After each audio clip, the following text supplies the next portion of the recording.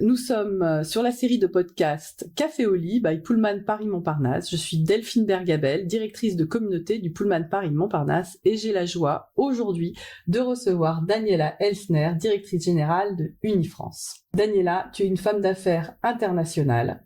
Tu travailles dans le cinéma. Tu as la chance d'avoir le job de mes rêves. Tu es donc Unifrance, parlons un peu d'Unifrance, c'est l'organisme français donc en charge de faire la promotion du cinéma français et de l'audiovisuel à l'international. Et donc c'est toi qui fais connaître tous nos films français merveilleux à l'étranger, qui fait que le cinéma français a cette aura dans le monde entier. Alors ma première question, Daniela, c'est comment on arrive à avoir un job de rêve pareil? Alors déjà, je suis pas toute seule, hein. J'ai toute une équipe parce que là, je t'entends, c'est formidable, mais c'est effectivement un travail passionnant qui, j'ai dit les deux mots en fait, passionnant et travail. Donc je crois que c'est tout ça. Moi, je suis arrivée il y a 30 ans maintenant à Paris. J'étais stagiaire, je faisais un échange Erasmus, j'étais plutôt littérature, donc je suis un peu arrivée par hasard dans ce milieu.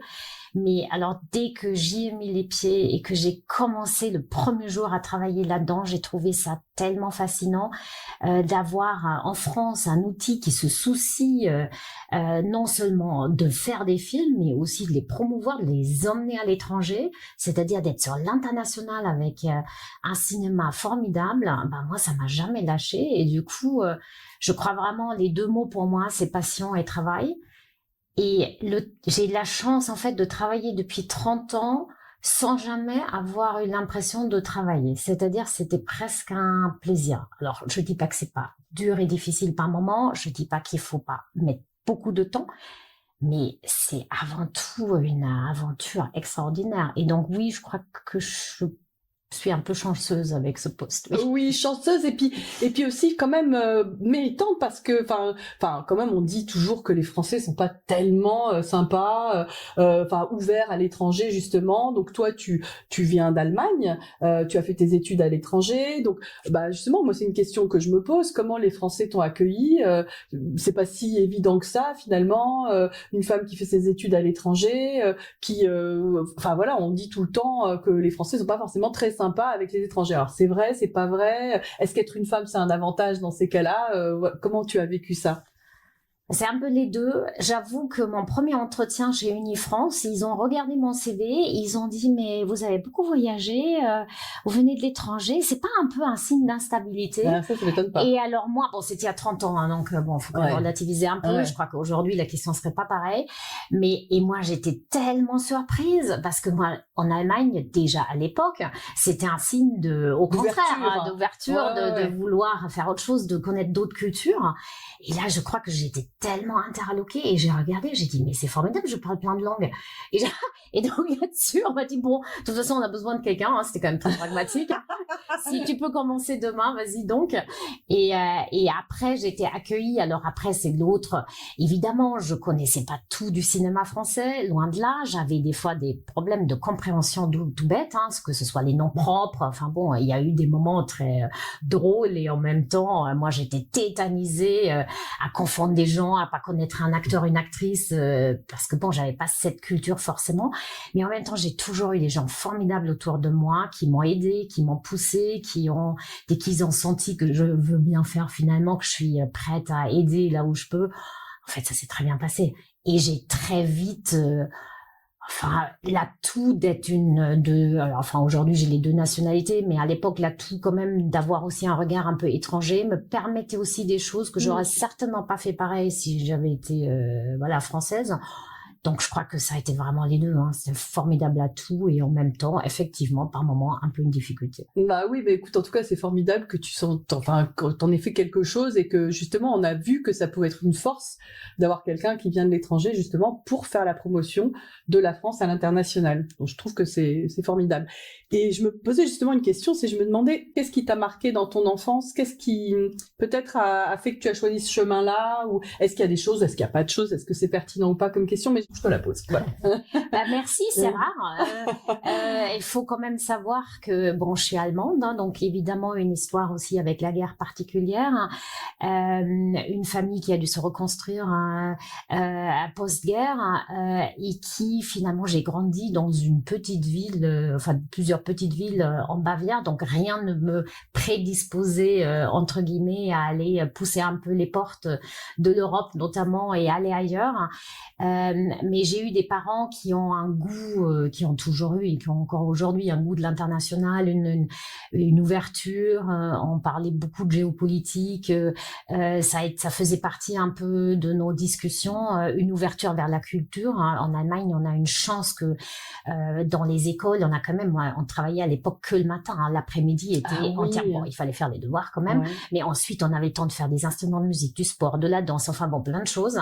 Et ça ouvre ça ouvre l'esprit et certainement ça m'a donné un goût d'aller plus loin, de pousser les portes. Et c'était aussi l'Europe de l'Erasmus. Franchement, ça l'est toujours aujourd'hui, mais quand même à l'époque c'était peut-être plus novateur. Ces bourses, moi je suis tout de suite très vite partie 1 an à Taïwan, donc je suis allée au-delà de l'Europe. Mais en revenant de Taïwan, je me suis dit mais l'Europe c'est important aussi, donc j'ai tout de suite au prix de 6 mois, après 6 mois de retour, je suis repartie en France. Et je crois que ces possibilités-là d'être accompagnée, de regarder un peu ce qui se passe chez les voisins, voire beaucoup plus loin, ça a été fondateur pour moi, c'est sûr. Ouais, certainement. Parce que moi, j'ai grandi aussi dans une famille très ouverte sur l'international. J'avais déjà 10-11 ans, je parlais anglais. Une partie de ma famille habitait aux États-Unis, l'autre partie en Angleterre. Enfin, c'est vrai que je pense qu'on voit pas le monde de la même manière et c'est certainement. Je comprends très bien que tu aies choisi ça. Moi, j'ai choisi de travailler dans un hôtel, donc c'est un peu. Je pense que il y a beaucoup de choses qui viennent de notre enfance en fait. Et donc autre question, donc comment on tire notre épingle du jeu et quel est l'accueil justement des marchés par rapport à nous dans ce contexte-là si changeant en fait. Alors, le cinéma français et l'audiovisuel français à l'étranger se portent plutôt bien. On est plutôt stable. On a repris après Covid, ce qui n'était pas gagné. Moi, j'ai pris la direction d'Unifrance il y a 6 ans, donc 3 mois avant l'arrivée du Covid. Post-Covid, tout le monde m'a dit, de toute façon, c'est mort, le cinéma, la salle de cinéma, c'est fini. Enfin, pendant, quand il y a la fermeture, etc. Ça ne s'est absolument pas réalisé. Et tant mieux, avec tous les changements auxquels on fait face aujourd'hui, évidemment, mais il y a un regain du cinéma. Enfin, les gens sont retournés en salle déjà partout dans le monde. Ça, c'est vrai. Et ça, c'est quand même une bonne nouvelle pour nous. Et en même temps, nos petites séries, là, pendant le Covid, il y en a comme 10% ou le Bureau des légendes, qui en fait ont très bien marché. Et puis plein d'Américains ont vu le Bureau des légendes des 10%, ont trouvé ça formidable. Et ben du coup, on a eu aussi une revalorisation de nos séries post-Covid. Donc ça, c'est disons la bonne nouvelle. Là-dedans, il y a plein de choses. Il y a la France, depuis toujours, mais depuis très longtemps. Unifrance a plus de 70 ans. Le CNC, qui est un peu l'institution qui nous aide beaucoup, a 80 ans cette année. En fait, il y a vraiment une volonté en France, dès le départ, en fait, que le cinéma, en fait, c'est fait pour la France, mais ça très vite, on peut l'aider à pousser un peu aussi au-delà des frontières et aller voir qu'est-ce qui se passe chez les voisins et montrer ce qu'on sait faire. Et c'est une volonté d'accompagner ce mouvement vers l'international depuis 80 ans. Ça paraît comme ça pas très vieux, mais en même temps, on en a 120, 130 ans. Bon, c'est quand même bien. C'est très vite. Ça faisait partie de l'ADN du cinéma français. Et de l'audiovisuel, évidemment, quand ils sont arrivés un peu plus tard aussi.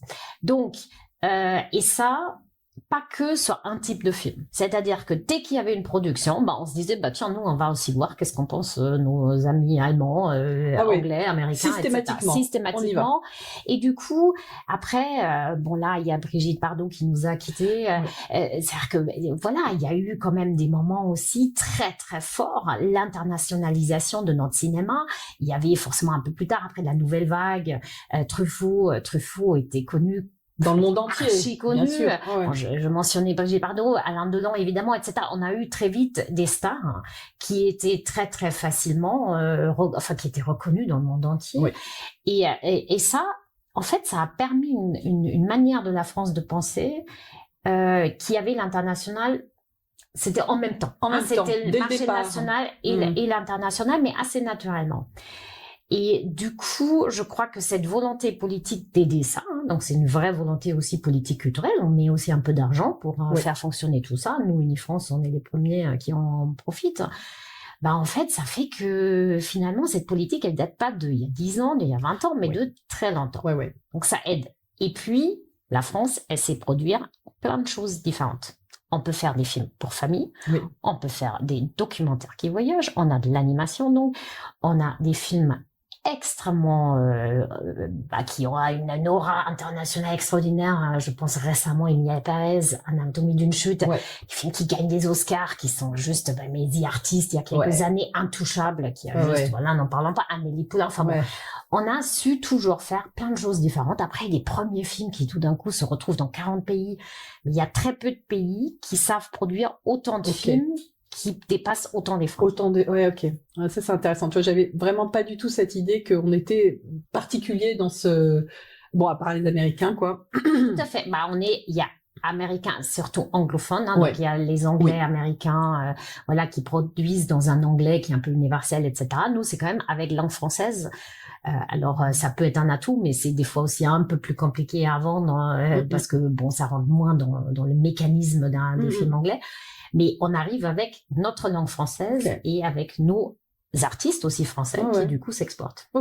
Et alors, tu vois, moi j'ai une question vraiment, écoute, autour de moi c'est dingue, mais j'ai plein de jeunes, donc les enfants de mes amis, ou qui sont, en gros, banquiers avocats, parce qu'à l'époque, donc tu vois, quand tu avais fait une école de commerce, ce qui est mon cas, on faisait ça. Mais alors, leurs enfants, ils veulent tous faire du cinéma. Donc toi, tu te dis, quand même, il y a peu d'élus quand même dans le cinéma. Mais alors, pourquoi aujourd'hui, il y a tellement de jeunes qui veulent faire du cinéma? Et est-ce qu'il y a de l'avenir pour tous ces jeunes français? Enfin, en tout cas, moi, je connais des jeunes français qui veulent faire du cinéma. Cinéma audiovisuel, c'est des gros employeurs. Il y a quand même des études faites aujourd'hui. Il y a quand même de l'emploi, donc c'est pas rien. Notamment, effectivement, en France où c'est aussi une vraie volonté. On produit quand même beaucoup de films et il y a un peu de place. Il n'y a pas non plus beaucoup de place, ça c'est sûr. Après, je crois que c'est vraiment, c'est de toute façon artistiquement, si c'est pour aller dans la filière plus artiste, donc mais j'inclus aussi les techniciens, le montage, etc. Là, c'est avant tout passion et il faut être tellement habité par la cause, que sinon, je crois qu'on n'a aucune chance. Mais ça se décante en général très très vite.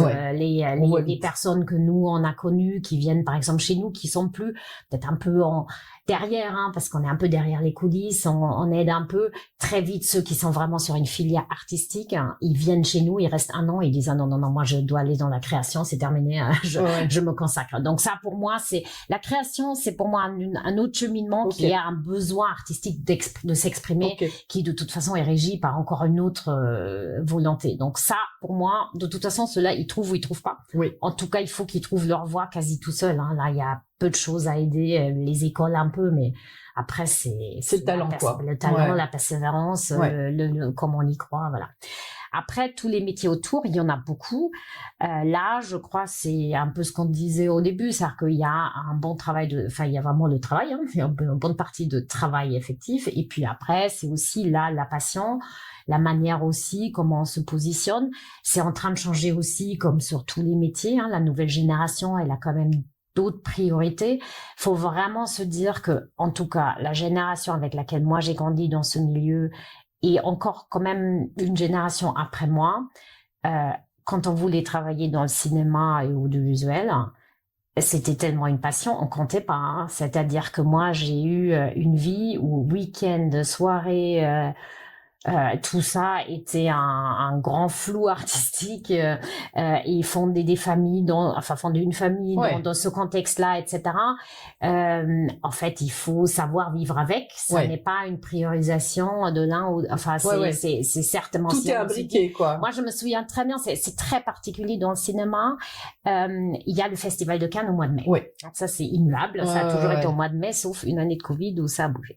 Ce qui veut dire quand même au mois de mai, traditionnellement en France, il y a beaucoup de ponts.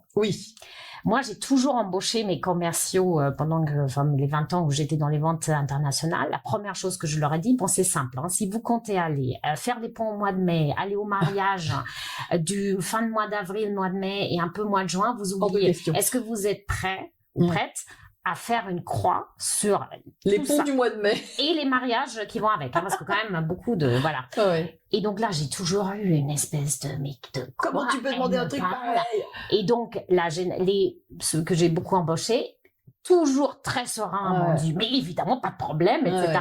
Et des années plus tard, venait toujours me voir, elle m'a dit, qu'est-ce que tu veux? J'ai tellement pensé à toi après. Ah oui. Quand j'ai eu les premiers, parce que voilà, Bah oui. quand j'ai eu le 3e ou 4e mois de mai, où tous mes copains partaient 3 semaines en vacances, et moi, j'ai le 1er mai, le 8 mai, tout ça, c'est en fait, on bossait, hein. Les mariages, j'ai tous dit non.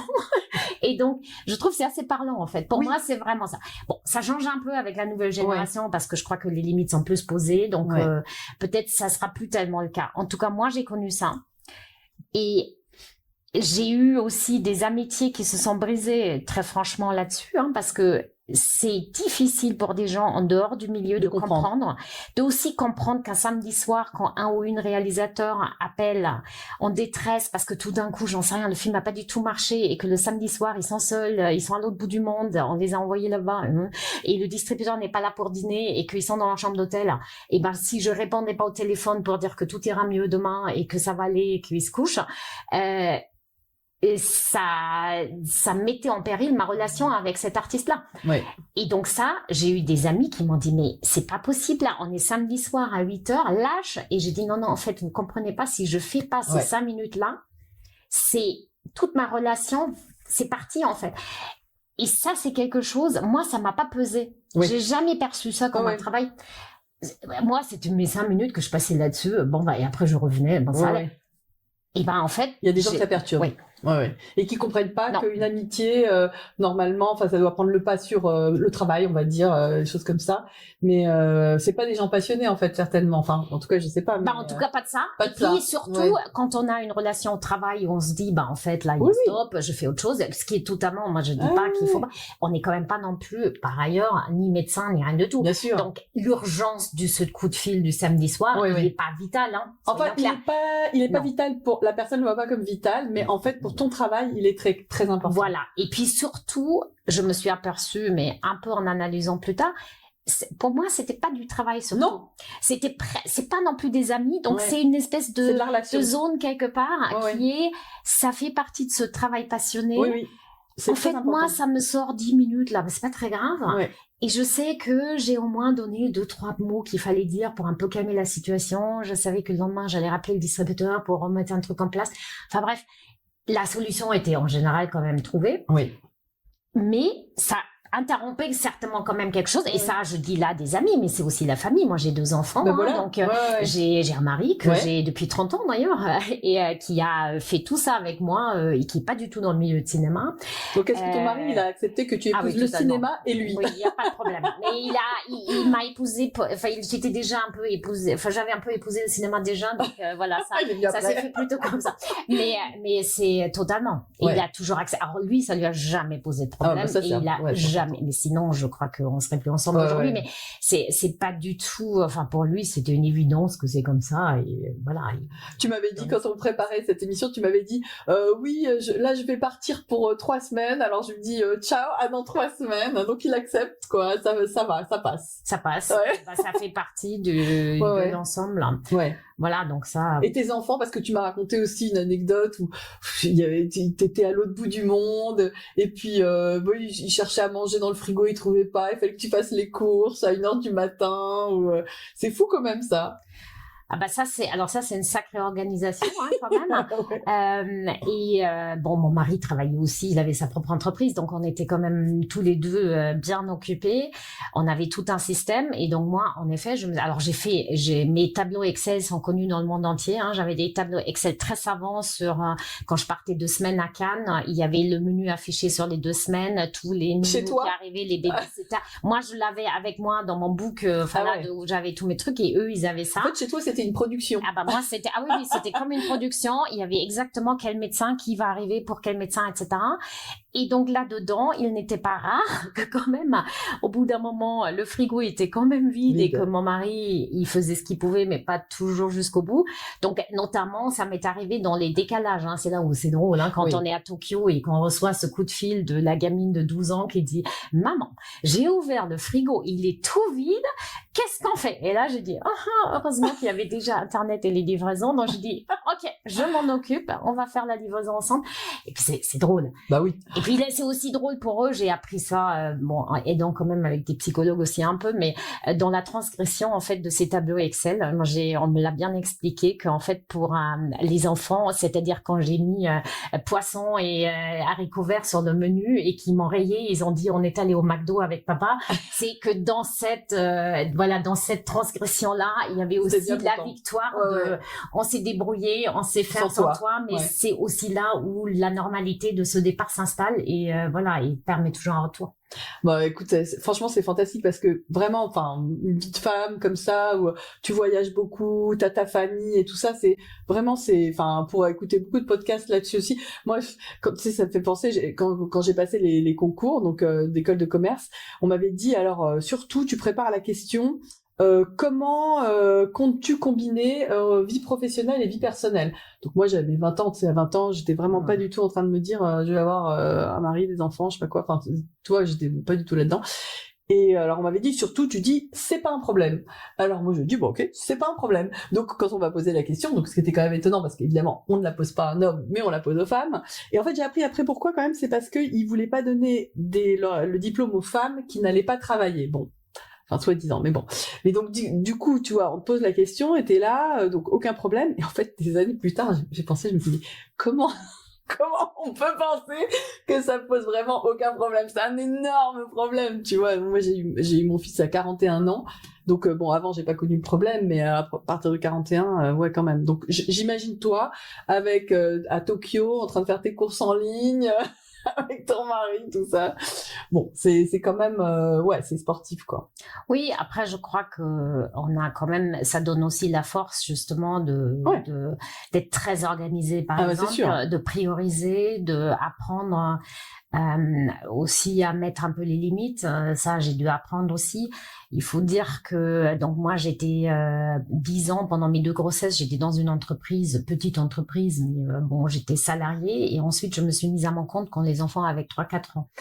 Et j'avais donc ma propre structure, hein, ce qui m'a quand même permis, beaucoup de liberté, notamment là aussi, je crois que dans toute cette passion, etc., il y avait une délimitation aussi que moi je voyais possible, hein, à ne pas exagérer, d'aller que le dernier dans la boîte c'est toujours le meilleur, etc. Il y avait quand même dans notre génération, il y avait de ça, hein, il fallait rester tard le soir, ça donnait bonne image, etc. Moi, j'ai très vite instauré, en fait, le bonne image, c'est de partir tôt pour voir les enfants, et bah, tant mieux. Et ensuite, à la limite, se remettre au travail après, un peu plus tard, pourquoi pas. Ça, je l'ai beaucoup fait, mais j'avais un espace préservé. Et je crois que ça donne une force aussi. Ça donne une force aussi de dire non, de savoir ses propres limites aussi, d'apprendre, d'accepter aussi que dans toute passion et tout ce qu'on adore par moment, c'est juste trop. Et il faut aussi doser ça. Et notamment dans ces métiers où, franchement, nous, des fois, on voyait des films, on les adorait. Et puis moi, donc je faisais les ventes. Donc, il faut décider, on le prend, on le prend pas, etc. Et par un moment, on a tellement envie, on se dit, mais c'est tellement bien. Et puis après, on se dit, mais est-ce que techniquement, là, on a déjà, j'en sais rien, 8 films, est-ce que vraiment on peut se permettre ou pas? Et de dire, non, mais en fait, stop, c'est génial, mais il faut aussi faire des fois des choix un peu douloureux et ça sera pour le bien d'un autre. Donc ça, je crois que ça aide. C'est vraiment aussi un atout dans cette organisation globale d'avoir ça, en fait. Donc, je pense aussi. Et alors, je pense un petit peu au futur, et notamment la technologie qui impacte beaucoup le cinéma. Et donc, tu vois, je me pose la question de l'intelligence artificielle. On en parle beaucoup, hein, c'est sûr. Toi, comment tu vois ça par rapport à la narration, par rapport au cinéma? Est-ce que l'IA va tuer le cinéma? Est-ce que non? Quel est ton avis, toi, là-dessus? Je crois on est tous en train de réfléchir, hein, quel est l'impact.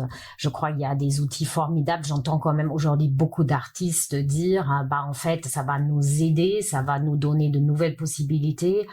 Mais il faut absolument garder la maîtrise et la créativité et la création en soi, elle ne peut pas être gérée par une IA. aussi générative et inventive qu'elle sera. Mais c'est quand même, on le voit déjà un peu avec si on n'avait que des algorithmes et des choses qui savaient écrire des scénarios formidables. Je crois qu'on le saurait déjà, donc ça c'est sûr que je crois qu'on est certainement un peu à l'abri de ça, mais ça va se perfectionner. Ça va forcément, l'IA va proposer de plus en plus de choses. Je pense forcément à l'animation où ça va aller très très vite. L'IA va remplacer malheureusement quand même des gens qui aujourd'hui font certaines images, etc., qui demain, l'IA va prendre une place. Après, pour moi, c'est comment intégrer cette IA d'une manière intelligente, s'en servir au service de nous et pas être tributaire à quelque chose qui nous dépasse un peu. C'est la grande question, hein. C'est la question que les artistes se sont posés depuis 50 ans quand ils faisaient les films sur le futur et disaient les machines vont tout régner, vont régner sur tout. Bon, c'est effectivement, est-ce que c'est la régulation? On est en plein dedans là. Est-ce que il faut réguler? C'est évidemment une réponse européenne avant tout, un peu américaine. Est-ce que on peut faire confiance dans l'intelligence humaine pour ne pas se laisser dépasser? Pas sûr non plus, parce qu'il y a quand même l'argent derrière, hein. Donc quand le grand business va rentrer là-dedans, bon, comment nous on préserve la création? Voilà, c'est toutes ces questions-là qui se posent déjà, sur lesquelles je crois on n'a pas tout à fait les réponses. Moi, je me dis quand même, alors c'est peut-être un peu idéaliste, mais j'ai quand même un peu confiance dans l'humain pour à un moment donné se réveiller et quand même dans des sursauts dire là, il faut qu'on trouve une solution. Il faut qu'on l'intègre, mais on se laisse pas dépasser. On voit que même à la tech, ils commencent à dire attention, là, ça va trop loin. En train de mettre des machines là en route qu'on maîtrise peut-être plus. Bon, c'est le futur qui le dira, mais je crois aussi, je trouve ça très très intéressant quand même de voir générationnellement. Moi, je suis arrivée. Faut quand même se dire que moi, je suis arrivée dans les ventes internationales quand le DVD. Le DVD arrivait. Le DVD, donc la télé, bon ça on avait intégré, c'est formidable. Mais enfin le DVD, tout d'un coup, le DVD, je sais pas si certains qui nous écoutent savent même pas ce que c'est, mais enfin bon, c'est quand même voilà la chose qui nous permettait de regarder les films dans une meilleure qualité que la fameuse VHS. Ah oui, la VHS. Et donc ils étaient hystériques en disant ça va casser tout le marché, on peut regarder tout et puis on est foutu. Et moi, je regardais ça, j'avais 28 ans, je comprenais pas très bien l'angoisse totale derrière, mais moi, je me dis, bon, je les écoute un peu.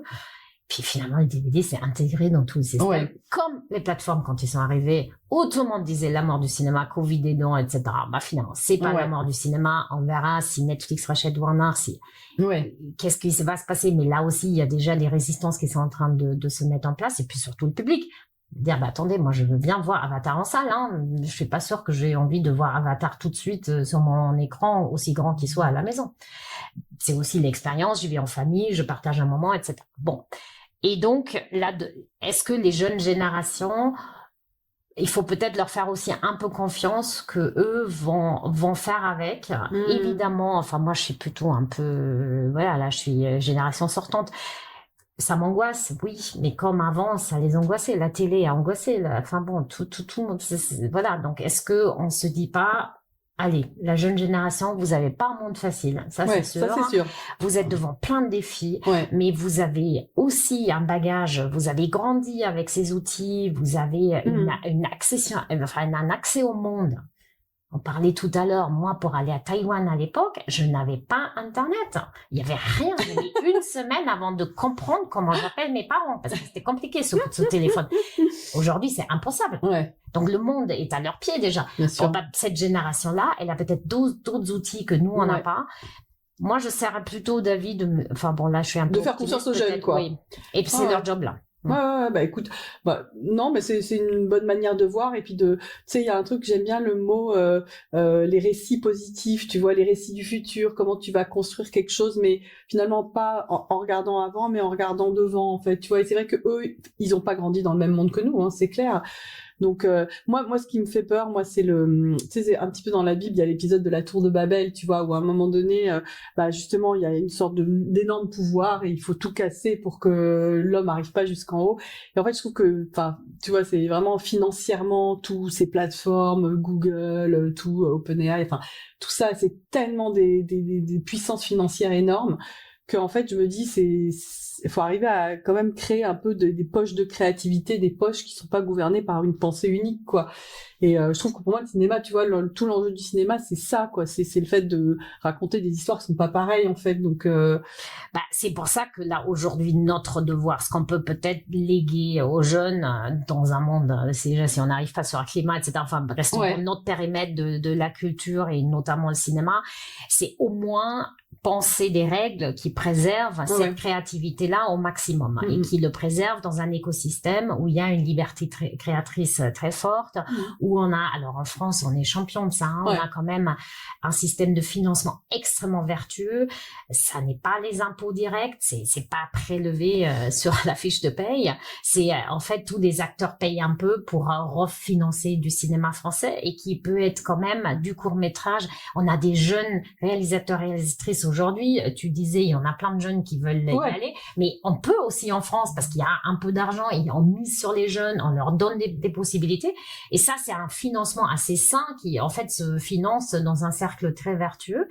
Et je crois, moi, c'est ça, en fait. Moi, je me dis, notre devoir aujourd'hui, c'est de préserver ça au mieux pour que on ne rompt pas cette chaîne. On peut continuer cette chaîne, en tout cas, à dire, OK, au moins, on donne un cadre, une régulation, certes, mais une régulation positive qui permet à dénicher ces talents de demain, à leur donner des moyens et à laisser de la place à la libre expression. Pour moi, ça, c'est vraiment important. Et pourquoi aujourd'hui, on a plein de réalisateurs et réalisatrices du monde entier qui viennent se faire produire ou coproduire en France parce qu'on a des outils. Un exemple, effectivement, quand on a un réalisateur iranien comme Jafar Panahi qui est iranien, n'oublions pas, il n'a aucun moyen aujourd'hui de se financer en Iran.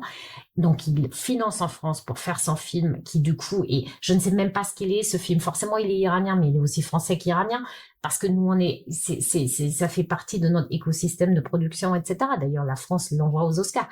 Donc, c'est formidable. Pour moi, c'est Jim Jarmusch qui vient de faire un film dont il a tourné une partie en France.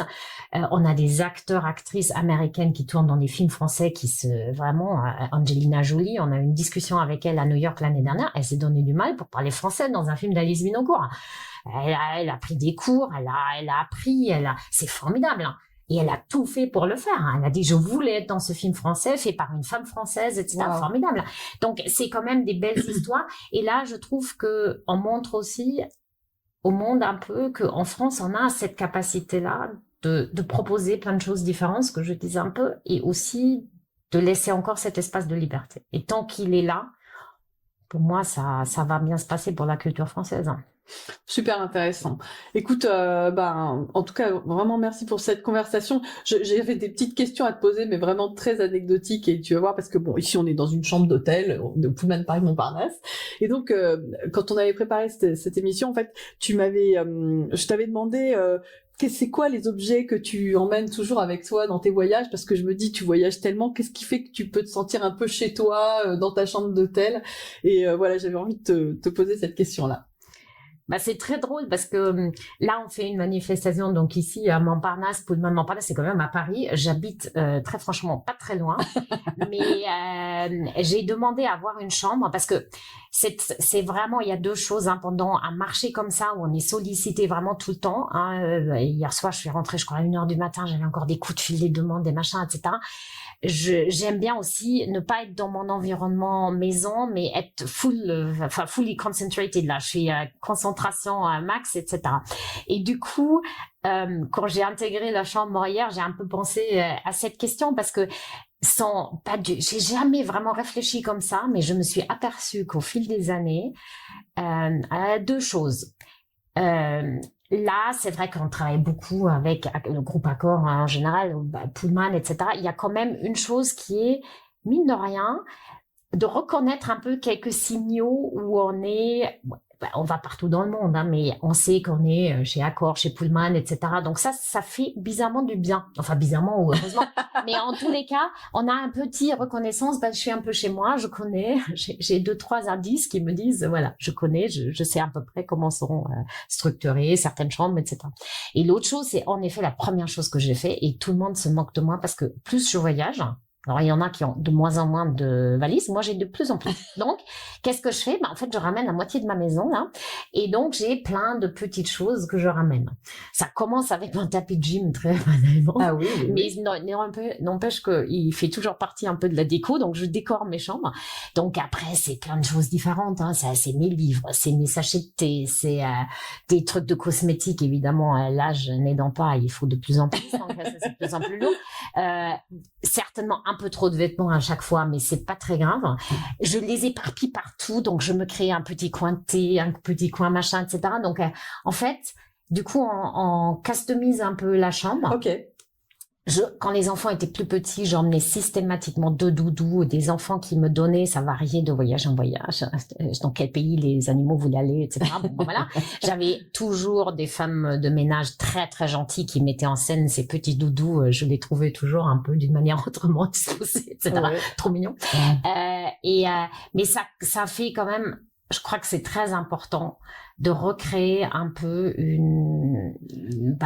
voilà, quelque chose où on rentre le soir, parce qu'on rentre quand même. Moi, il faut savoir, là, tu le disais, c'est pas 3 semaines, c'est 1 mois de déplacement. Ah ouais. Wow. Et quand on part 1 mois, si on se recrée pas une petite maison, ouais. Voilà. Et après, tout ça, je le dis parce que c'est vraiment quelque chose que je ressens dans vos hôtels. Tout ça n'est rien si on n'a pas le petit sourire de la femme de chambre qu'on croise le matin, qui dit « Ah, ça va, bonjour ». Parce que des fois, je reste plus d'1 semaine, hein, donc on finit quand même par se reconnaître. Je sais pas, on arrive au petit déjeuner, quelqu'un dit « Ah, comment ça va, vous avez bien dormi ?» Et chez vous, je le trouve quand même beaucoup, hein. Ce côté très sympathique, très accueillant et vraiment souciant du bien-être du client. C'est quand même quelque chose qui facilite des fois le petit truc où on se dit pourquoi je suis là en fait, je suis pas chez moi. Ça aide, voilà, ça aide. Et ce petit sourire en sortant, je l'ai eu ce matin là, je le dis parce que j'ai sorti, on se donnait ce petit clin d'œil à dire non mais moi aussi en fait je pars travailler, je sais que c'est dur, allez on y va. C'est sympa. Et chacun à son niveau certes, mais bon on y va et c'est formidable. Ah bah écoute, merci beaucoup parce que ça fait vraiment très plaisir parce que c'est vrai que les gens, enfin, d'une manière générale, en tout cas Pullman Paris Montparnasse, je connais bien. Et puis je suis sûre que c'est pareil dans les autres hôtels, mais c'est vrai que je pense que quand on choisit ce métier-là, c'est qu'on a vraiment le sens du client, de la relation client. Comme tu disais, quand tu parles à ton réalisateur qui a un mauvais feeling et tout ça, mais nous en fait à l'hôtel, c'est vraiment je pense qu'on fait pas ce métier-là si on n'aime pas la relation avec les gens, quoi. C'est impossible en fait. Donc ça fait plaisir de savoir que ça fait plaisir, quoi, en fait, en gros. Et alors, on a une petite habitude qu'on aimerait développer ici dans cette conversation, c'est que la personne, donc toi, que j'interviewe aujourd'hui, dit un mot qui va être une inspiration pour la personne que j'interviewerai la prochaine fois. Et je ne peux pas encore dire qui c'est, mais en tout cas, tu reconnaîtra le mot. Ah bah, je crois pour moi c'est clairement passion, hein, parce que je crois que c'est ça qui m'anime non, je crois qu'on a un peu tout dit, mais peut-être quand même je crois que ce qui est important aussi et ce qui me plaît dans mon métier, et je crois que c'est ce que je vois un peu dans ton métier, c'est ce que tu dis, donc à la fois la relation forcément vers les clients, etc., mais surtout la découverte, l'ouverture vers l'autre. Oui. C'est-à-dire cette ouverture vers des pays différents, des habitudes différentes, où quand même, en même temps, il y a des similitudes et des choses qui sont différentes. Et je crois que ça s'exprime dans nos films, par ailleurs, hein, dans les films des différents pays. Donc moi, j'aime ces croisements-là. Mais aussi dans ce métier, ça boucle un peu, c'est-à-dire que ce métier qui est tellement passionnant, je crois que ce qui m'anime vraiment aussi tous les jours, c'est ces rencontres avec les gens, des choses que j'apprends, les leçons d'humilité aussi des fois, de me remettre un peu en cause, et je vois beaucoup de parallèles justement entre ce monde des hôtels qui me fascine aussi, parce que je crois que vous êtes toujours sur un travail extrêmement international. Vous passez aussi des fois de pays en pays, voilà. Et vous avez fait des carrières dans plein de pays différents, hein, et il y a une ouverture et une acceptation de l'autre en fait, juste parce qu'on l'est et on prend le temps d'écouter, de prendre l'autre au sérieux et apprendre de l'autre. Ça, je trouve que quand même, dans toute la passion que je porte au métier et à l'amour pour les artistes, ça c'est aussi vraiment quelque chose, cette découverte des cultures différentes de l'intérieur, hein, de apprendre de travailler avec différents pays, les connaître un peu mieux et les accepter et s'intégrer aussi dans leur façon de faire. Hein. Ça, pour moi, c'est aussi une chance inouïe sur mon travail et ça, vraiment, j'apprends encore tous les jours et c'est formidable. Mais moi, ça, je veux bien le croire. Et tu sais, moi, c'est vraiment la raison pour laquelle j'ai choisi de travailler à l'hôtel ici, c'est vraiment les rencontres. Parce que moi, je suis une passionnée de la rencontre, parce que je trouve que ça ouvre le champ des possibles. Tu rencontres une personne, tu vois, ta trajectoire change en fait, les choses sont, enfin je trouve que moi j'ai vraiment travaillé, notamment on a un partenaire ici C2, tu sais, qui est un partenaire québécois sur tout ce qui est justement, qui travaille vraiment sur la rencontre comme une science presque, tu vois, comment on va faire, parce que ici c'est un lieu de rencontre, comment on fait pour que les gens, non seulement tu as une conférence, mais tu vois, tu arrives dans une conférence, tu connais pas forcément tout le monde. Qu'est-ce qu'on va créer dans le design, dans la relation, dans la manière de, comment dire, de même ce qu'on va donner à manger aux gens, tu vois, toute la scénarisation qui va faire que vraiment on va optimiser le nombre de rencontres.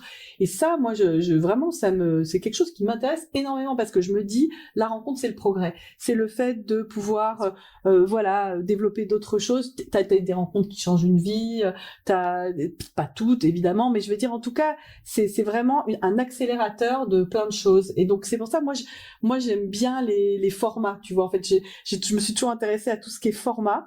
Donc, en fait, là, créer des formats de rencontres, des formats d'événements, comment on va, sur combien de personnes, comment est-ce qu'on fait pour que des gens qui viennent pour du business, comment on va faire pour qu'ils sortent, ils soient le plus contents possible d'avoir rencontré le plus de gens possible. Et ça, en fait, aujourd'hui, et c'est pour ça que les hôtels ont vraiment l'événementiel fait partie de la réflexion des hôtels, et moi, c'est pour ça que je suis là.